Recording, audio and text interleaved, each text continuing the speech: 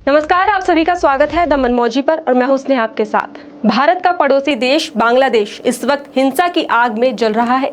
जिस तरह से वहां पर हिंसा हो रही है ये देख नहीं लग रहा है कि एक प्रोटेस्ट है, बल्कि ऐसा लग रहा है जैसे वहां पर हिंदुओं को निशाने पर लेने और बांग्लादेश की पूर्व सीएम शेख हसीना को सत्ता से बाहर फेंक देने के लिए यह प्रोटेस्ट शुरू हुआ था। तो वहीं इस हिंसा में कई लोगों की मौत हुई है। इस हिंसा के चलते बांग्लादेश की पूर्व सीएम शेख हसीना को देश छोड़ना पड़ा। बांग्लादेश में जब सोमवार को प्रदर्शनकारी प्रधानमंत्री आवास की ओर बढ़े तो पूर्व प्रधानमंत्री शेख हसीना ने इस्तीफा दे दिया था और देश छोड़कर भारत आ गई थी। उन्हें पहले गाजियाबाद के हिंडन एयरबेस पर एक सेफ हाउस में ठहराया गया था, लेकिन बाद में उन्हें दिल्ली में सुरक्षित जगह पहुंचा दिया गया है। तो वहीं इसके पीछे कुछ घंटे बाद ही बांग्लादेश के राष्ट्रपति मोहम्मद शहाबुद्दीन ने जनवरी 2024 में चुनाव के बाद जो शेख हसीना सरकार बनी थी उसको भंग करने की घोषणा कर दी है और इसी के साथ ही बांग्लादेश की अंतरिम सरकार का मुखिया नोबेल अर्थशास्त्री मोहम्मद यूनुस को चुना गया है। आपको बता दें कि बांग्लादेश में जो इस वक्त के हालात है उसे देख यही लग रहा है कि वहां पर हिंदुओं को बुरी तरह से निशाने पर लिया जा रहा है। वहां के मंदिर तोड़े गए, हिंदू महिलाओं को घर से उठाकर उनके साथ जोर जबरदस्ती की गई। तो वहीं इन सब के बीच उत्तर प्रदेश के मुख्यमंत्री योगी आदित्यनाथ ने बांग्लादेश के बिगड़े हालात पर बयान दिया है। उन्होंने कहा है कि पड़ोसी देश में हिंदुओं पर हमले हो रहे हैं, वहां मंदिर तोड़े जा रहे हैं, हमें सनातन को बचाने के लिए एकजुट होकर लड़ना होगा। उन्होंने कहा कि जो समाज इतिहास की गलतियों से सबक नहीं सीखता है उसके भविष्य पर ग्रहण लगता है।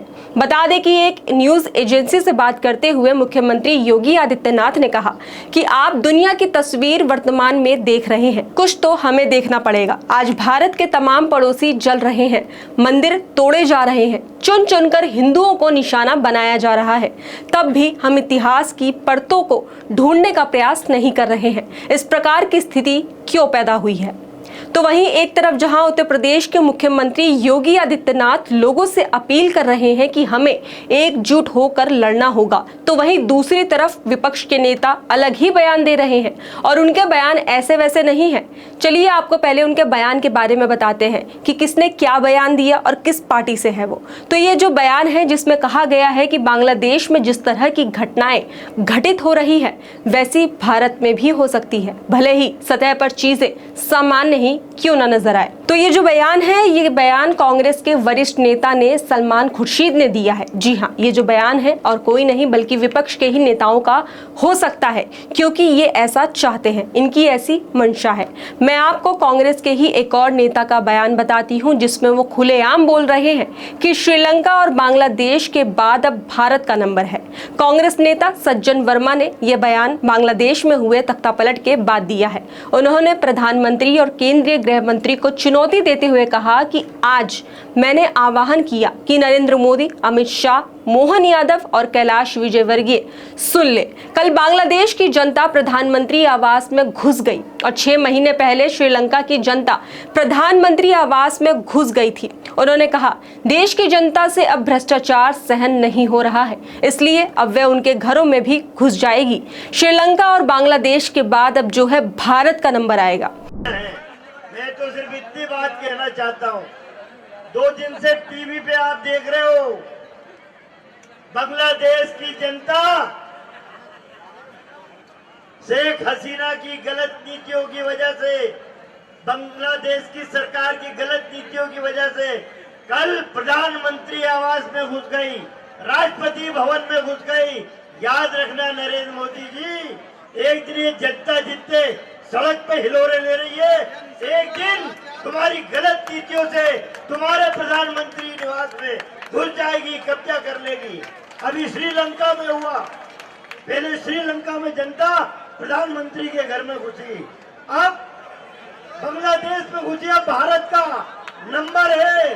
तो साथियों मैं अनुरोध करता हूं, भ्रष्टाचार। ये जो बयान है कांग्रेस के वरिष्ठ नेता सज्जन सिंह वर्मा ने मध्य प्रदेश में दिया है। और जब सज्जन सिंह वर्मा ये बयान दे रहे थे, भारत के खिलाफ ये जो है अपनी बयानबाजियां कर रहे थे, तब वहां पर उनके साथ कांग्रेस मध्य प्रदेश के अध्यक्ष जीतू पटवारी भी मौजूद थे। इस बयान पर किसी ने भी उन्हें रोकने की कोशिश तक नहीं की और न ही उनके इस बयान को लेकर किसी ने कुछ कहा। उल्टा इसके कि सज्जन वर्मा के बयान पर वहां मौजूद लोगों ने तालियां बजाई और खुशी से इस बयान का स्वागत किया।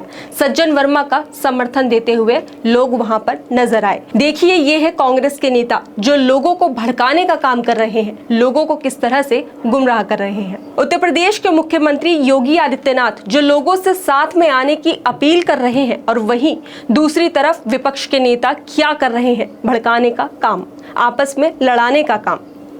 मैं पूछती हूँ कि आखिर क्यों होगा भारत में श्रीलंका और बांग्लादेश जैसा हाल? आप किस तर्क पर यह बयान दे रहे हैं? अरे भाई, आप वरिष्ठ नेता हैं, सालों से राजनीति में हैं, तो इतना तो पता होना चाहिए कि भारत कोई ऐरा गैरा देश नहीं है जो किसी के भी बहकावे में आ जाए और इस तरह के हालात यहाँ पर पैदा हो जाए।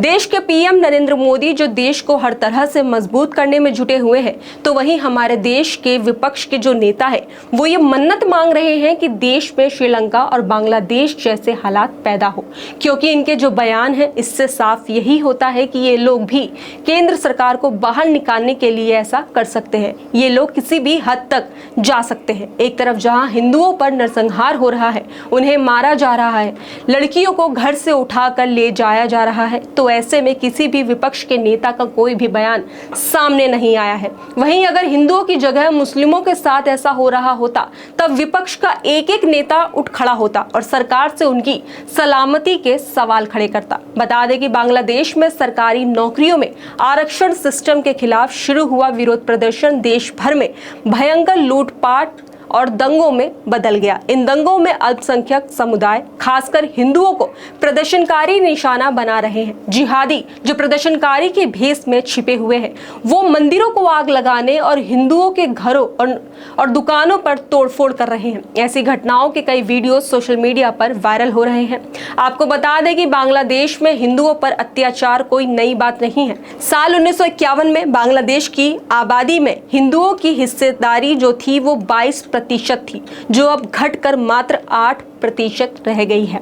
हिंदू अमेरिकन फाउंडेशन की एक रिपोर्ट के अनुसार आपको बता दें कि 1964 और 2013 के बीच 1.1 करोड़ से ज्यादा हिंदू धार्मिक प्रताड़ना के कारण बांग्लादेश छोड़कर भाग गए। हाल ही में शेख हसीना सरकार के कमजोर होने से बांग्लादेश नेशनलिस्ट पार्टी और जमात इस्लामी के मजबूत होने की संभावना और भी ज्यादा बढ़ गई है। इन दोनों ही दलों का झुकाव कट्टरपंथी इस्लाम की ओर माना जाता है, जिससे हिंदुओं पर अत्याचार बढ़ाने की आशंका है। हिंदुओं को बांग्लादेश में सॉफ्ट टारगेट समझा जाता है।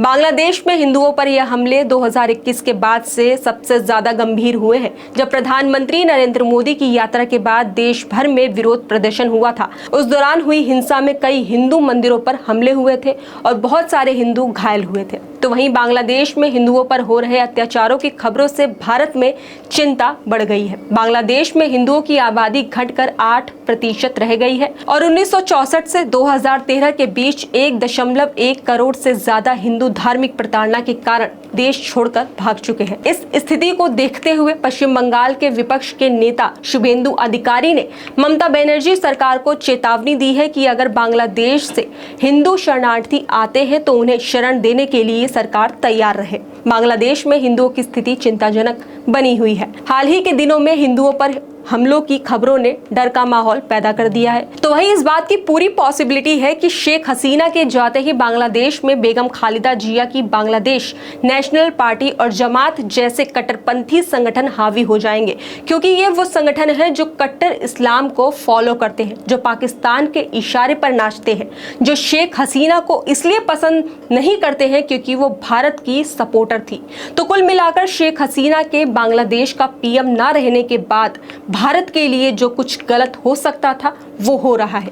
वहां 1 करोड़ 30 लाख हिंदू पॉपुलेशन खतरे में आ गई है।